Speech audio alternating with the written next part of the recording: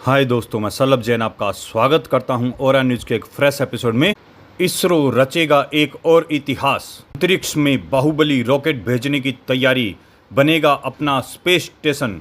इसरो प्रमुख doctor V Narayanan ने बताया कि भारत के स्पेस जगत में एक नया रिकॉर्ड बनाने जा रहे हैं, जब भारत एक ऐसे रॉकेट बनाने जा रहा है जिसमें 75 टन के सैटेलाइट को अंतरिक्ष में भेज सकेगा।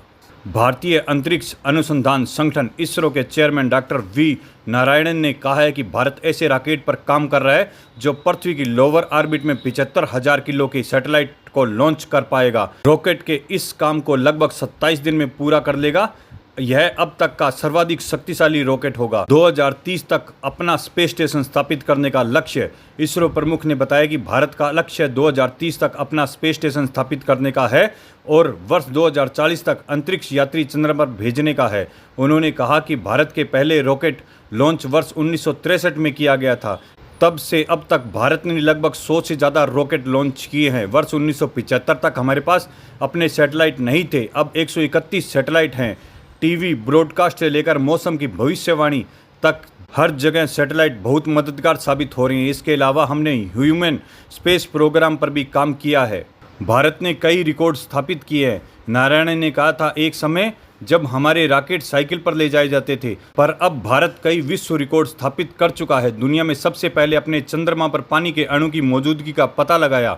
भारत पहला देश बना जिसने चंद्रमा के साउथ पोल पर पहली बार लैंडिंग की। भारत आदित्य L1 मिशन के साथ सूर्य के अध्ययन करने वाला चौथा देश बन गया। भारत ने पहले प्रयास में ही मंगल ग्रह की कक्षा में प्रवेश किया, उसकी कक्षा में उपग्रह भेजने वाला चौथा देश बन गया। उन्होंने कहा, 2047 तक विकसित भारत अवश्य बनेगा। आज हमारे पास जीवन के तमाम क्षेत्रों में अंतरिक्ष डाटा का इस्तेमाल होता है। अंतरिक्ष में सैटेलाइट हमें GPS नेविगेशन के साथ कई अपडेट देते हैं। उत्तराखंड में हमने पशुधन का डाटा ऑनलाइन किया है। ऋषिगंगा, चमोली, अपादा के दौरान हमने सैटेलाइट के माध्यम से मैपिंग की और डेटा तैयार किया। इसका प्रयोग बाद में राष्ट्रीय नीति में किया गया। पोस्ट डिजास्टर नीड असेसमेंट में भी डाटा का इस्तेमाल हुआ। इसके अलावा अर्थ ऑब्जर्वेशन, सैटेलाइट संवाद और सैटेलाइट नेविगेशन ने पूरी तरह से हमारे जीवन में बदलने का काम किया है। हर क्षेत्र में आपदाओं के दौरान मैपिंग, वन संरक्षण और वैनागिन की मैपिंग के क्षेत्र से सैटेलाइट डेटा का इस्तेमाल किया जा रहा है।